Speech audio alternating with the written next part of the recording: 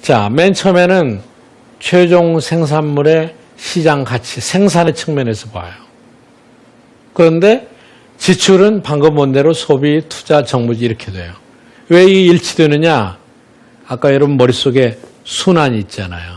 이쪽하고 이쪽하고 같아지지 않겠습니까? 생산한 거하고 지출된 거하고 같아지는 거죠. 그 다음에 이게 또 같아지는 게 분배해서 같아지는 거예요. 생산 요소 시장에서. 그렇죠? 대체로 노동 임금으로 가든가 자본 수입으로 가든가. 그렇게 해서 GDP는 최종 생산물의 시장 가치가 예를 들어서 계산이 됐다면은 사실은 사람들이, 자본가들이 가져간 수입을 계산해도 그게 딱 일치하게 되어 있습니다. 경제가 순환하면서 균형을 이루기 때문에. 자, 하나 더 이제 보시면은 중간재와 이중계산을 제가 앞에서 설명드렸는데 여러분 부가가치란 말 좀 들어보셨죠? 부가가치. 부가가치는 뭐냐면요. 제가 EBS에서 빵을 만드는 걸 한번 생각해 봤어요. 사장님한테 혼날지 모르겠는데 EBS에서 빵을 만든다고 생각해 봤어요. 그럼 맨 처음에 어떻게 하냐면은 밀이 있어요, 밀. 농부가 이제 밀을 생산하는 거예요. 그럼 밀은 아무것도 없는 상태에서 생산했기 때문에 이때 부가가치가 6만 원이라고 합니다. 밀을 생산할 때 씨앗을, 종자를 2만 원을 들였다, 그렇다면은 4만 원이 부가가치가 됩니다. 부가가치는 원래 투입한 원재료, 경제학의 전문 용어로 얘기한다면 이제는 생산 요소의 가격보다 추가된 거예요. 그러니까 쉽게 얘기하면은 4만 원 투입했는데 6만 원이 나왔다 그러면 2만 원이 부가가치가 되는 거예요. 근데 이제 여기서는 농부가 밀 생산한 거를 다 부가가치로 생각합시다. 6만 원이 됐어요. 근데 이제 밀가루 공장에서 이걸 갖다가 가공을 해가지고 밀가루로 10만 원에 팔아요. 그러면은 추가적으로 늘어난 게 얼마예요? 4만 원이지 않습니까? 그래서 부가가치가 4만 원이 됐어요. 그 다음에 이제 EBS 빵가게에서 이걸 가져가더니 빵을 만들어서 15만 원에 파는 거예요. 그러면은 10만 원짜리가 15만 원으로 둔갑을 했으니까 부가가치가 5만 원이 된 거죠. 이게 부가가치입니다. 추가적으로 가치를 늘린 거죠. 좋은 기업이고 좋은 기술이 있고 또 창의적인 아이디어가 많을수록 부가가치를 엄청 늘리는 거예요. 그렇잖아요? 부가가치를 늘려야 기업의 이윤이 많이 드러날 수 있는 거죠. 부가가치를 늘리는 방법은 너무나 다양해요. 포장을 잘해서 어느 상점에 가면은 먹을 거는 별로 없는데 너무나 친절한 걸로 부가가치를 늘릴 때도 있어요. 굉장히 다양합니다. 부가가치를 늘려요. 자, 여러분 GDP와 물가를 한번 생각해 보죠. GDP는 제가 아까 뭐라고 말씀드렸냐면은 시장 가격을 반영한다. 바꿔 얘기하면은 현재 시세로 계산한다 그랬어요. 그러면은 GDP를 올리는 간단한 방법은 뭐예요? 물가가 올라가면은 GDP가 올라가겠죠. 그렇죠? 그걸 우리는 명목 GDP라고 얘기합니다. 물가가 올라가면 그냥 덩달아서 올라가는 거예요.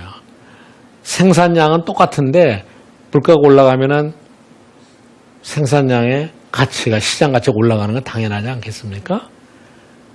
그러니까 이거는 별로 도움이 안 돼요. 실질 생산량이 늘어나야지. 그렇잖아요? 그래서 우리가 실질 GDP라는 걸 계산하는데 물가 상승분을 일단 제거를 합니다. 그리고 경제 성장률을 계산할 때는 실질 GDP 기준이에요. 그러니까는 어떤 분들은 우리 경제학 특강을 안 들으신 분들은 어떻게 얘기를 하시냐면요. 정부가 경제 성장률이 몇 프로다라고 발표하면은 그건 무슨 소용이 있어? 다 물가가 올라간 건데 이렇게 얘기하거든요. 지금부터 여러분 그런 얘기 하시면 안 돼요. 경제 성장률에는 물가 인상분이 다 빠져 있습니다. 이제 GDP 계산하는 거 여러분 확실히 알으셨죠? 그럼 GDP가 올라가면은, GDP가 증가하면은 사람들은 정말 잘 살게 되는 거냐? 여러분 어때요? 우리가 GDP를 계산하면은요, 최종 생산물의 시장 가치라고 그랬어요. 이거를 계산해서 환율로 나누면은 달러 GDP가 돼요. 그리고 그거를 인구수로 나누면은 1인당 GDP가 돼요. 1964년에 대한민국의 1인당 국민소득 GDP가 100달러였어요. 100달러. 1년에 11, 2만 원. 1년에. 우리 선배들은 그런 세계에서 사셨어요. 너무나 낮았죠. 지금 많이 늘어났죠. 2만 불, 3만 불 육박하는데 시장 가치를 다 합해가지고 환율로 나눠요. 환율이 올라가면은 GDP가 떨어집니다. 그렇잖아요? 환율이 올라가면은.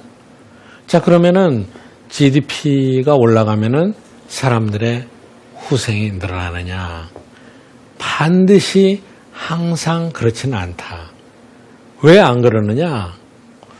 지금 이미 GDP를 우리가 설명하는 정의에서 다 답이 나왔어요. GDP는 뭐라고 얘기했습니까? 일정 기간, 최종 생산물, 시장. 마지막을 여러분 유의해서 볼 필요가 있어요. 시장 가치로 평가한 것이기 때문에 시장 가치로 평가가 안 된 거는 GDP 계산에 들어가질 않아요. 그러니까는 김치를 여러분이 사셔서 드시면은 시장에서 사시잖아요. 그럼 GDP에 포함이 됩니다.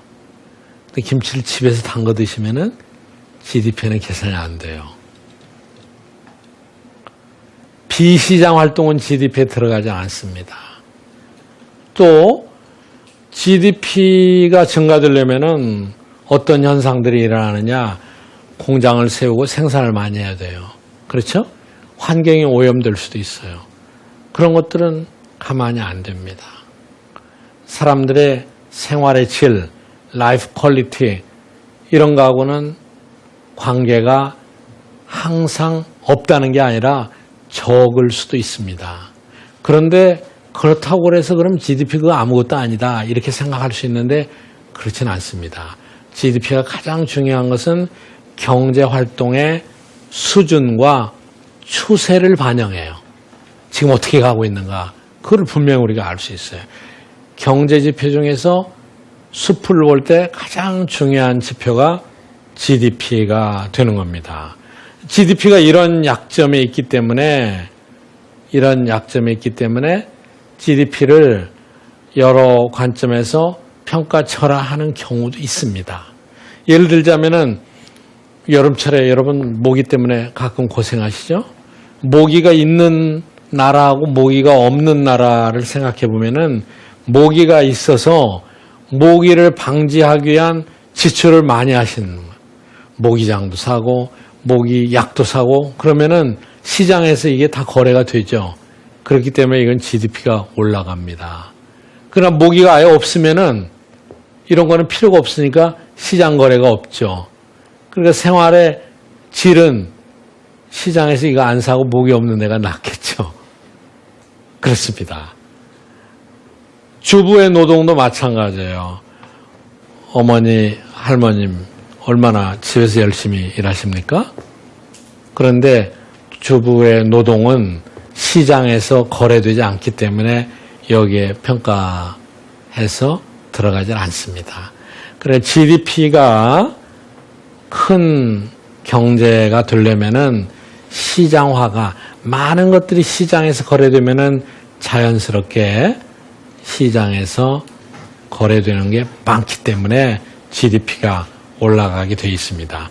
GDP를 아주 비판적으로 보는 사람은 GDP의 P의 약자가 프로덕트, 생산물이 아니라 폴루션이다. 이렇게 비난하는 사람도 있습니다. 더 좋은 지표는 물론 국민 총후생, GNW 그거를 계산하는 것인데 이거는 또 비경제적인 요인이 많습니다. 그러니까 나무 하나하나를 계측하는 것보다 숲 전체를 계측하는 게 굉장히 정확히 계측하는 게 굉장히 어렵습니다. 그러나 숲 전체를 역시 거시적으로 먼 데서 이 산을 보고 이 산의 규모가 어떻구나라고 판단할 때는 그래도 GDP의 개념이 가장 많이 쓰고 가장 유용한 지표가 됩니다. 그래서 GDP는 각국 간의 비교도 되고 여러 가지 상태로 이것들을 우리가 분석해서 보게 되는 것입니다. 자, 여러분 이제 우리가 나무 하나하나만 보다가 숲속을 보기 위해서 먼 데서 큰 시각으로 국민경제를 보기 시작했습니다. 그래서 오늘은 국민경제 그 숲을 어떻게 계측하느냐. 계측하는 방법 중에서 제일 중요한 지표가 GDP다. 그리고 국민경제는 여러 나무들이 모여서 숲을 이루듯이 많은 경제 주체가 서로 연결이 돼서 순환하고 통하고 있다. 이런 것들을 오늘 저희가 분석했습니다. 다음 시간에는 한 걸음 더 나가서 그러면은 어떻게 해야 GDP가 올라가느냐, 어떻게 해야 국민 경제가 침체에서 벗어나고 활성화되느냐, 이거를 공부하도록 하겠습니다. 여러분 감사합니다. 다음 시간에 뵙겠습니다.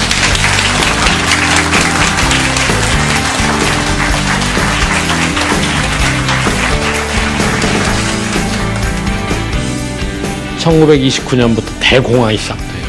아까 보신 대로 물건은 산더미처럼 쌓이는데 사갈 사람 없고 세계적인 대공황이 왔어요. 그때 한 학자가 혜성같이 나타났지. 대통령님, 사람들을 불러서 땅을 파괴하고 정부에서 임금을 지급하세요.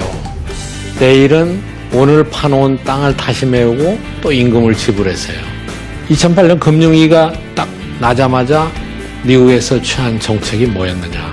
금리 제로. 그 정부가 이제 수출도 잘 안 되고 기업의 투자도 활성화 안 되고 민간 소비도 안 된다면은 정부가 이제 돈을 써야 되는 겁니다.